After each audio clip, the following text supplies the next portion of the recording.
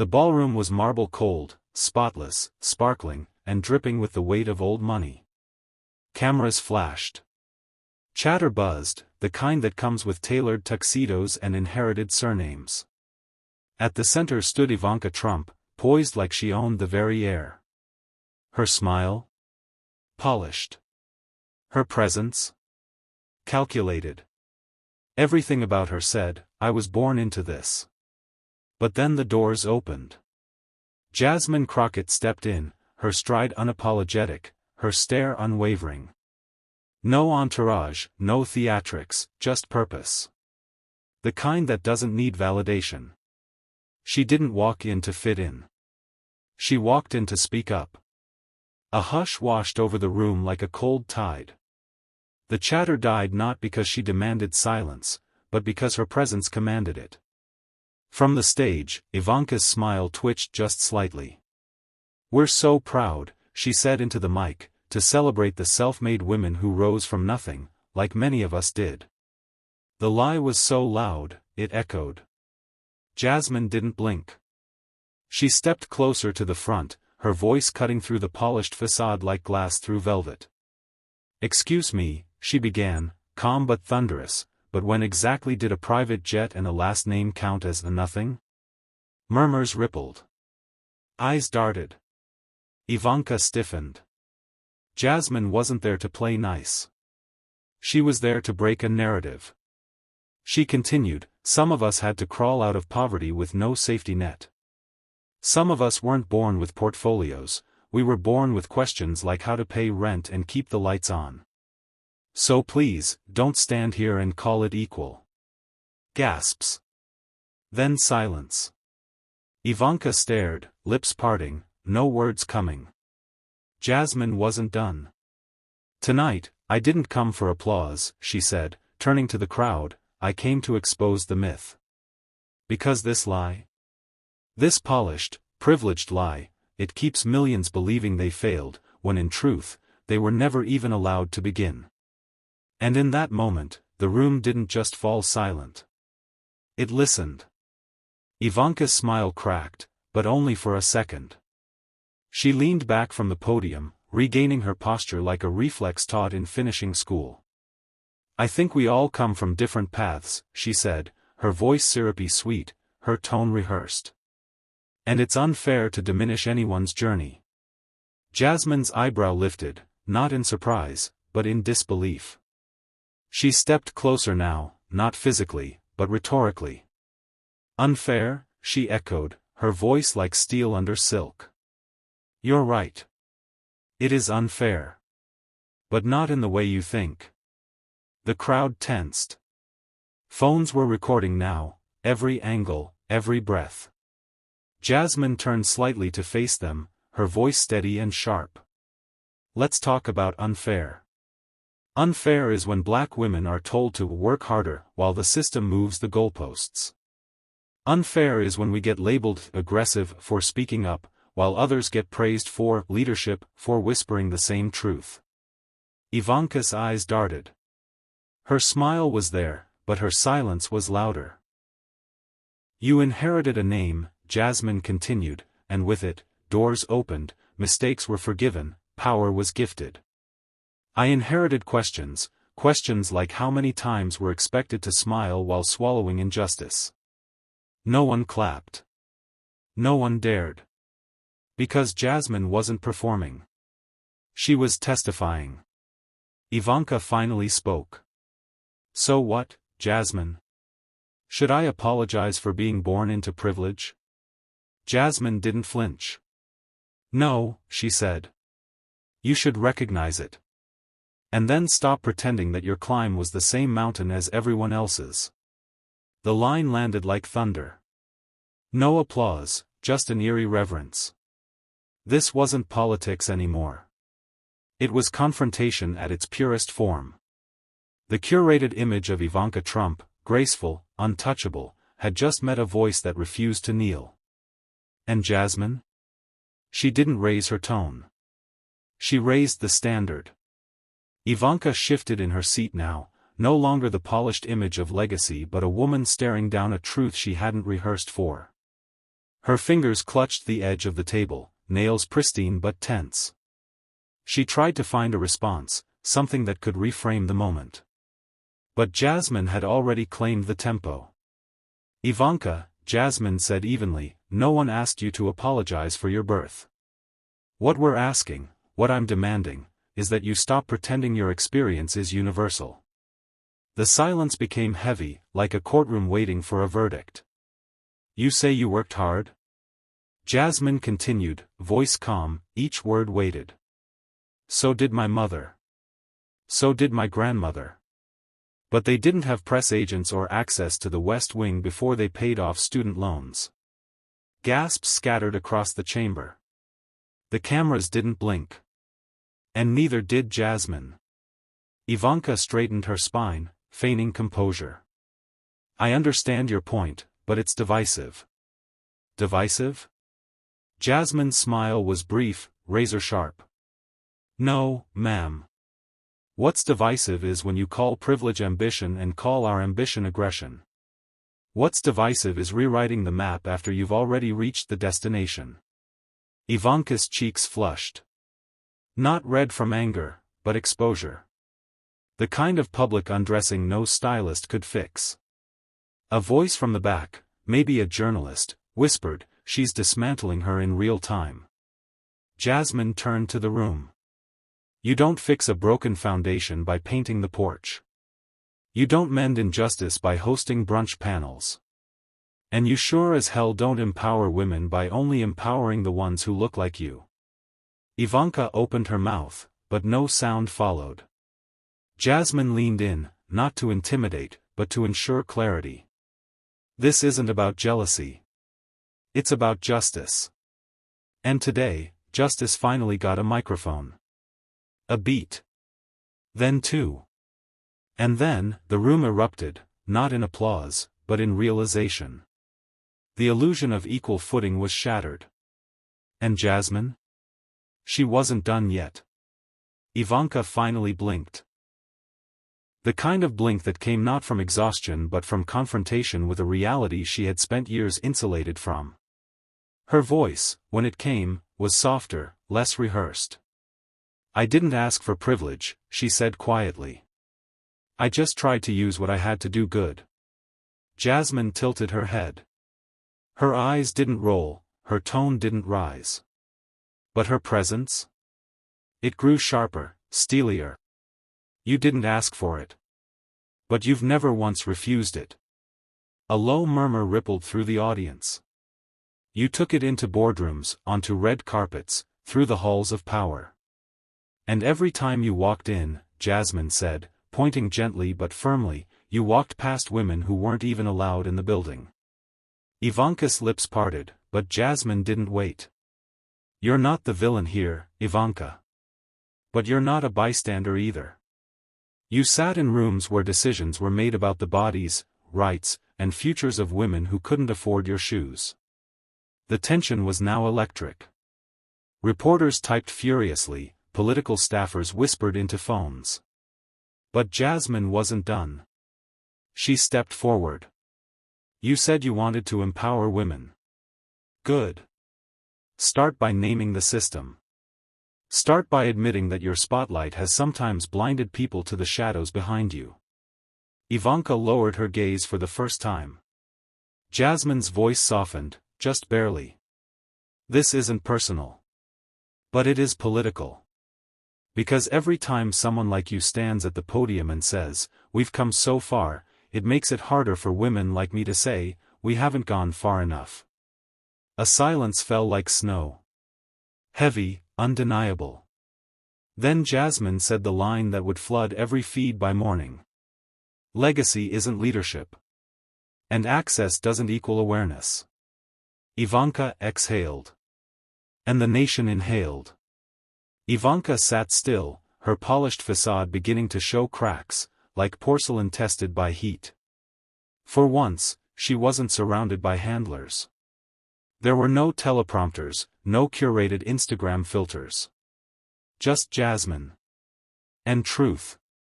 The moderator tried to pivot, voice trembling, "Perhaps we can shift to economic." Jasmine raised a single hand. No. The word was soft. But final. We don't pivot away from discomfort. That's where change starts. She turned back to Ivanka. Her voice, again, unwavering. You say you've done good. That you've built programs, visited factories, sat with women overseas. But let me ask you something real. When did you last sit across from a woman who was failed by your father's policies? Not in a photo op. In truth. In consequence. Ivanka looked stunned, like someone slowly realizing she'd been swimming with no ground beneath her. Because I have, Jasmine said. Every week. Women who lost childcare because funding was slashed. Women who fled violence but got trapped in immigration loopholes. Women who wore uniforms, served this country, and came back to find that the land of opportunity had no room for their trauma. A pin could have dropped in that room and shattered glass. Ivanka tried to speak. She couldn't. Jasmine leaned slightly forward. You inherited a name, not a struggle. And yet you speak like a spokeswoman for sacrifice. The room gasped. Not because it was loud, but because it was surgical. Ivanka's mouth tightened. Her fingers clasped her lap. This isn't vengeance, Jasmine said, calming the temperature, it's clarity. You can't lead what you've never had to survive. A beat. Then Jasmine looked to the crowd, not at them, through them. And if this nation keeps confusing affluence with authority, we'll be led by those who've never felt the weight of what they legislate. The applause didn't erupt. It thundered. It rattled the cameras. And Ivanka finally realized. This wasn't a conversation. It was a reckoning. Ivanka's eyes blinked rapidly. Not from emotion, but calculation. She wasn't used to this. A room that didn't melt when she smiled. A crowd that didn't lean forward at her anecdotes. A woman, this woman, who didn't flinch when she deployed charm. So she tried strategy. I don't claim to understand every experience, Ivanka said, voice level. But I've tried to bring grace to difficult spaces. I've sat with survivors of trafficking. I've advocated for second chances for inmates. I've listened. Jasmine nodded slowly. Listening isn't leadership, Ivanka. It's the bare minimum of decency. The silence twisted like a wire pulled tight. And while you sat in glossy rooms and collected headlines, Jasmine continued, others were collecting bruises. Some from fists. Some from your father's executive orders. Families were torn apart, and not metaphorically. I've seen ankle monitors on 5-year-olds. The crowd shifted, some visibly moved. Ivanka opened her mouth, but Jasmine stepped closer, not physically, but emotionally. Clarity had gravity. You brought cameras into shelters, Jasmine added. But where were the policy fights? The veto threats? The resignations and protest? Ivanka's eyes darkened. I was working within the system. Jasmine smiled, but it wasn't kind. That's what privilege always says. The system isn't broken, it's just misunderstood. But the truth? The system was designed to keep voices like mine polite, and people like you comfortable. Gasps broke again. Jasmine let the words breathe before delivering the final line. You didn't dismantle anything. You accessorized injustice. Ivanka looked as though the air had left the room. Her silence wasn't dignity, it was defeat. And Jasmine? She didn't gloat. She stood tall. Still. Because this wasn't about personal victory. It was about historic accountability. And for once, the spotlight didn't serve legacy. It served truth. The clip was online before the debate ended. Accessorized injustice. That phrase burned through X, Instagram, TikTok, memes, duets, stitches. Jasmine's stare. Ivanka's silence. Side by side. Looping endlessly. Cable networks scrambled. CNN rolled back their regular programming. Fox tried damage control, framing Jasmine as angry. But even their commentators stumbled. Because the footage didn't show rage. It showed precision. In real time, Jasmine's team didn't celebrate. They fact-checked every line. Uploaded links. Receipts. Videos from immigrant parents. Prison reform advocates. Women's shelters. Her words weren't rhetoric, they were rooted. Ivanka's circle, meanwhile, panicked. One advisor whispered, "We need an interview. A redemption arc. Maybe Oprah." But damage had been done, not just to Ivanka's image, but to an entire narrative. The Trump era, compassionate conservatism, wrapped in fashion, softened by motherhood, was unraveling under the weight of a single confrontation. And that night, Jasmine sat alone in her hotel room, phone buzzing with praise, texts from colleagues and strangers alike. She ignored them. Instead, she pulled up a message from a name she didn't expect. It was from a woman in Texas. A former waitress. Latina. Her sister had been deported during the Trump administration.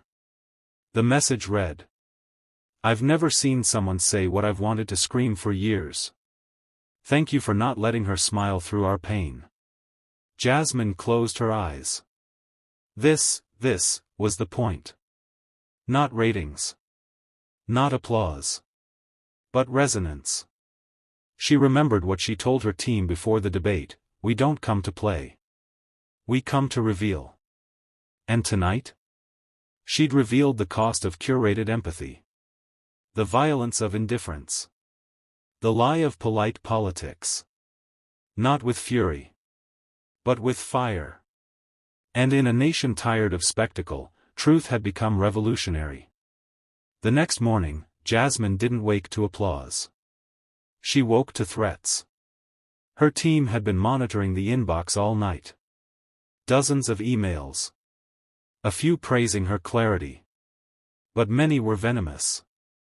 The kind of hate that didn't just disagree, it seethed. Words like uppity, radical, how dare you challenge her.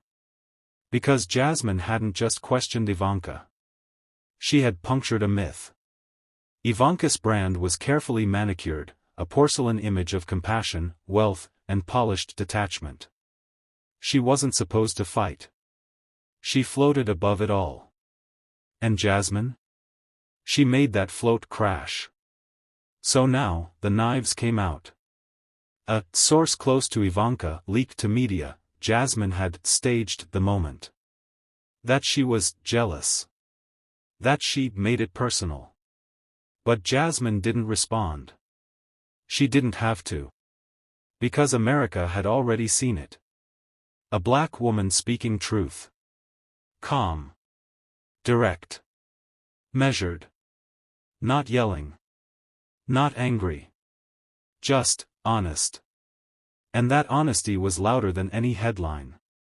Later that day, on Capitol Hill, Jasmine crossed paths with a familiar figure, Senator Booker. He gave her a quiet nod, then leaned in and whispered, "They're shook." She smiled. "Good." He chuckled. "But be careful. You shook the tree. Now the branches want revenge." Jasmine nodded. "Then I'll plant another tree." Behind the scenes, even Republicans admitted it. One aide was caught on a hot mic saying, "She didn't just dismantle Ivanka, she dismantled us." It wasn't about one moment anymore. It was about what that moment represented, that the curtain had been pulled back. That empathy sold in gold packaging was finally being questioned. And Jasmine? She wasn't backing down. Her next move wasn't a TV appearance. It wasn't a clapback tweet. It was legislation. She filed a bill the very next day, aimed at transparency in government-funded charitable foundations. A not-so-subtle message. Because Jasmine didn't believe in just exposing lies. She believed in replacing them, with truth, with structure, with accountability. And Ivanka?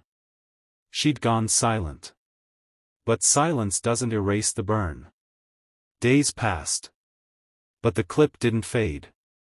In fact, it kept growing. Talk shows replayed it with wide eyes. Left-wing podcasts turned it into a rallying cry.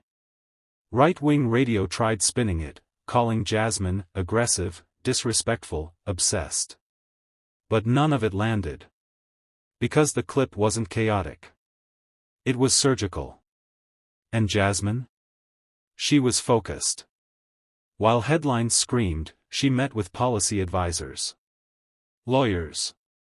Investigators. She wasn't just responding, she was constructing. Brick by brick.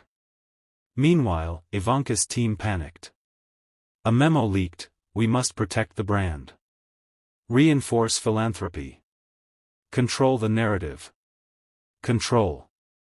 That was the key word. But the truth? They'd already lost it. One afternoon, while walking into a committee room, a young staffer ran up to Jasmine. "Congresswoman Crockett," he panted. "I just wanted to say, my sister volunteers at one of the shelters your new bill would protect.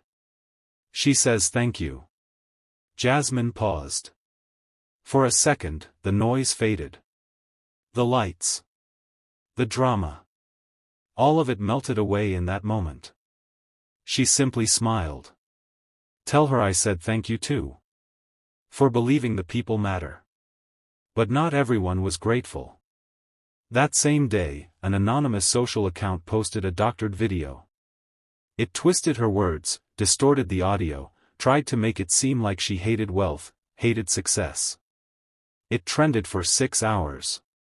Until someone found the source, a shell account, tied to a PR firm, connected to a donor network, with ties to a certain last name. Jasmine didn't even name Ivanka. She just tweeted. "When the truth is a threat, the guilty try to edit it." The post hit 1 million views in 3 hours. By evening, reporters camped outside her office. But she didn't come out. She stayed late, preparing her speech for the floor. Because Jasmine wasn't chasing headlines. She was chasing impact. And for the first time in years, the powerful didn't feel so untouchable. They felt watched. The House chamber was unusually full.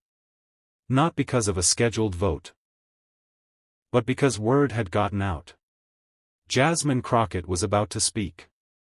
It wasn't a press conference. It wasn't a viral clip waiting to happen.